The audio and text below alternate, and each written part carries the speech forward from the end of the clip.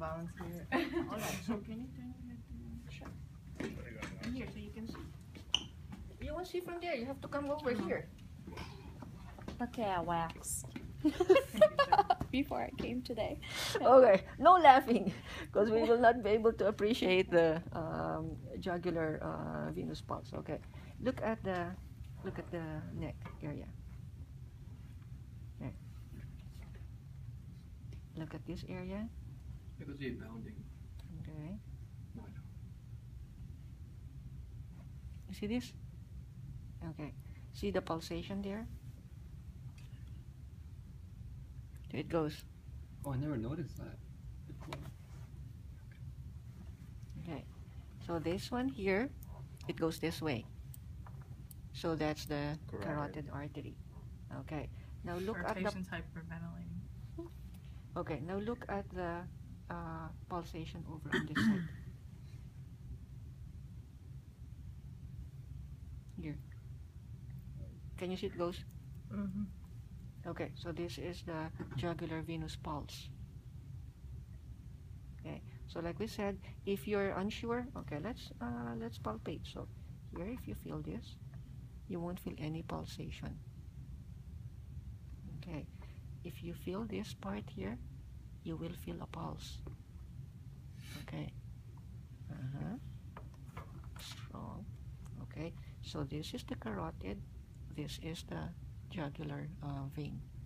Okay, and like we said, the movement here is a transmission of the pressure from the right atrium as it contracts. That's why you see three different successive waves. Okay, all good? Okay, so we need to measure now the jugular venous pressure. So may I, excuse me? Ruler and tongue blade, right? Yeah, so here, Get a proud ruby. so so we said your landmark or your ruler will be on the, you put your ruler on the angle of Louis, okay, and then observe for, see, that's why your patient, if you're doing this, has to be in a tank top because the v-neck covers the area. So where is the highest pulsation that you see? It's over here. Can you see the pulsation? Mm-hmm. Okay, so just draw an imaginary line this way. So if you were looking at this, it would be here. Okay, so it's going to be like a quarter, three-fourths. One more time. Wait, I'm like, what? Here. Yeah. No, I mean, one more time. Okay, so here, you have to do this so that later, so that you can, you know what to do. Okay, so on the angle of Louis, and then observe, okay, keep your head to the left, okay. You feel the pulse, you look at the pulsation, the highest point, you mark it. So it's like an imaginary line from the point of the highest pulsation. To the bottom of the stick? What do you mean to the bottom? It's a straight line. So you're just trying to check the measurement. Right, but where are you measuring is what I'm So it's asking. 3/4 on the ruler. From the highest point all the way, it's just making a straight line. The top of the... The top of, that's The what I'm pulsation. asking. Yeah, that's right. The top of the tongue blade on the This one, tongue yeah, blade because on this the one line is on here. top Right, of the that's tongue what I- blade, Uh-huh. yes. Right. Okay, so here. So it's at 3/4 of an inch, Uh-huh. right? So put it at an inch. So an inch is 2.54 centimeters plus 5, which is our standard. So you have 7.54 less than the 9. So you have the normal jugular venous pressure. Okay, so that's the first thing. And then we need to observe, or we need to auscultate. May I borrow just your stethoscope? I will not use it.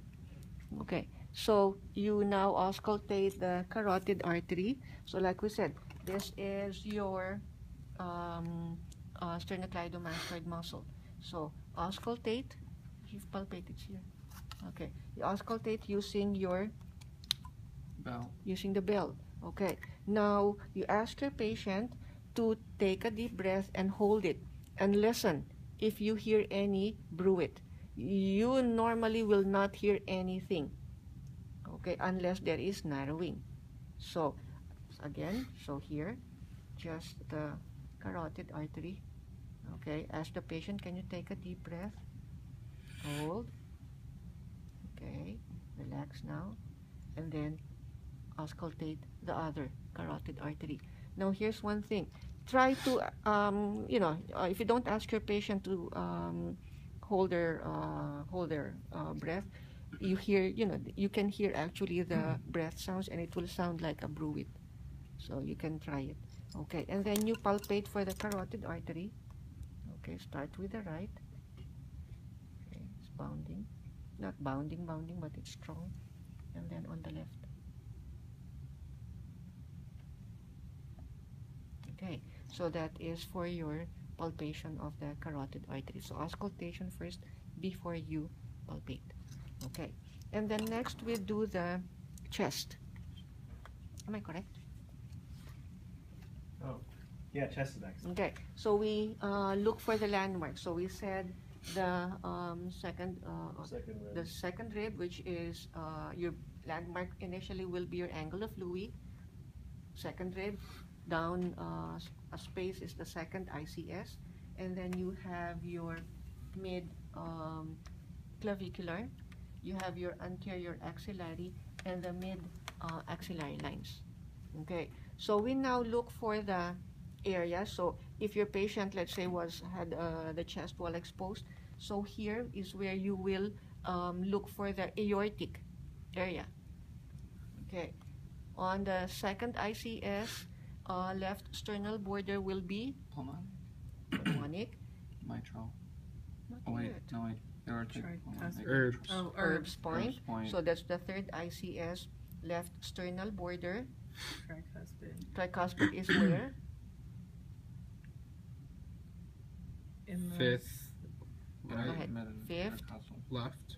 Okay, fifth ICS, left sternal border, and then you have your mitral. Midclavicular. Okay, so what's intercostal space? Sixth. Fifth. Fifth. Fifth. Okay, Fifth. so fifth Midclav- ICS, left mid clavicular line. So this will be your areas. Okay. So easy to forget. So after you inspect, you're just inspecting, you now palpate. So like we said, even in slim individuals, you will not feel any of the pulsations on these areas. The only area where you will see or you will feel a pulsation will be here. Okay, this is at the PMI, point of maximal impulse, or the apical impulse. Okay. You got too much cushion, I don't feel like. If you have, like we said, a patient Feel with, okay, you can ask your patient to turn to the left so that you'll be able to feel it, Oh, I because feel you're it. now There you go. pushing the PMI towards the Wrong chest side. wall Yeah, on the wrong mid axillary line. Okay. Now, Is it when supposed to you're, be strong?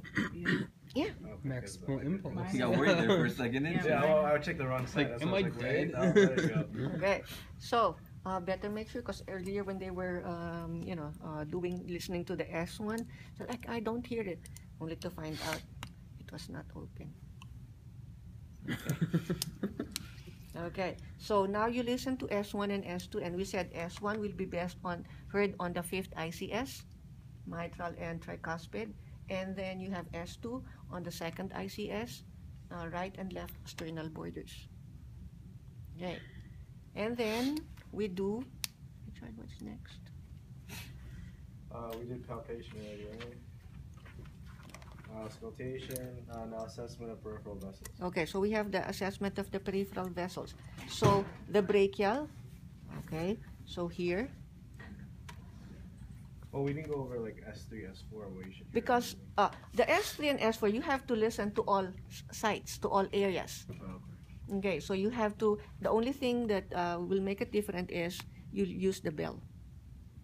Okay, and then like I said, if you're thinking it's an S4 based on the rhythm, because the rhythm will be the Tennessee, Tennessee, Tennessee, ask your patient to turn to the left. So So you'll you be listen able to to. all of them with the diaphragm, then you listen to all of them with the bell to see if you hear. No, actually, when you're listening to it with the diaphragm, Can you hear you will something? be able to Okay. hear something. Okay, let me just try to confirm what it is. So you now use your bell. So for skills exam, we don't really do S3. So you just tell me, Okay. Just tell me. So if don't I hear hear. an S3 or an S4, then I have to use the bell of the stethoscope. Okay. Okay, and then so next we do the assessment of the what do you call it? Brachial artery. Brachial artery. It's actually strong. Her brachial artery, you can feel it here. Okay, so it goes this way.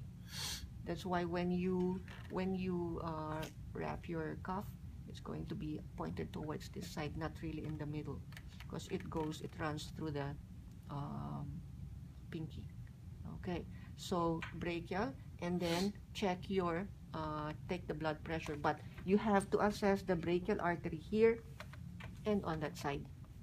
Make sure it's equal. Yes, it has to be symmetrical. They have to be equally strong. Okay, and then we assess now the radial arteries. So the radial arteries will be here, okay, and on this side, and then on the pinky side will be the ulnar artery. Okay, so we also do, like we said, we want to assess the collateral circulation. We ask the patient, can you squeeze your hand several times? Quick, faster, faster, faster. Okay, and then hold. Okay, and then press on the radial and ulnar arteries. Open your hand. Okay, you see that it's blanched. I will release. You see the blood And flow that's the towards Allen's the... test? Yes, this is the modified Allen's test. So that is Cool. called a positive modified Allen's test. And So- positive is normal. That's what we're looking at. That means there is good collateral circulation. This is a test that is done usually by the RTs before they do arterial blood collection, because they need to make sure the radial artery is the best for doing arterial collection. But they need to make sure that there is no problem with the collateral circulation. So they need to do that first. They need to document that it's a positive modified Allen before they actually take the sample. Okay. Now, if, for example, this one is negative, check the other hand. So you only check the other one if it's negative. Okay. Okay. Now, let's say, what they call this? This one was a positive Allen test. And then they did the, they took blood from here, the arterial blood from here. And the radial artery went into arterial spasm, so it just constricted. We won't have to worry that the hands will turn gangrenous because you have that collateral circulation from the ulnar. Okay. So we do this in phlebotomy, and one of my students was saying, in one of the hospitals, she was asking, what is this modified Allen test? And the doctor said, oh, I'm not really sure. I think that's a new test. What's a new test? It's not a new test. It's been existing for the longest time. So he probably didn't know what a modified Allen test when it says positive. So that's what we want, a positive modified Allen test. Okay. So after the ulnar arteries, then we go into Capillary refill. capillary refill. Okay, so again, what is the normal capillary refill? Less than 3 seconds. Less than 3 seconds. Okay. Okay, next. Inspection and palpation of the legs. Okay. Oh, basically, make sure that you don't forget to inspect the skin in terms of the color. Inspect inspect for any edema if you see any swelling on one side or if it's bilateral. Inspect also for lesions. The dorsum of the hand, check for the temperature. Okay. And then you do your pulses. Now we do the lower extremities. So the same thing. We start with assessing the skin color, pinkish undertones, that's what we're looking at. Assess for the temperature, so here. So that's why your patient has to be in cycling shorts all the way to the dorsum of the feet. And then we look for the may I? Yeah, sure. Okay. I have Vikings on. Okay, so you assess for any superficial veins. What we're looking at is, what we're looking for are varicose veins. Okay, no varicose veins. Why do you have so many scratches? I don't know. I fell a lot being a kid. No, but this one is new. I know. Like Look this at one. that. Look how bad I thought I got beat up during. I don't know. Yeah, they're really ugly. I tried covering them with foundation. Oh my god.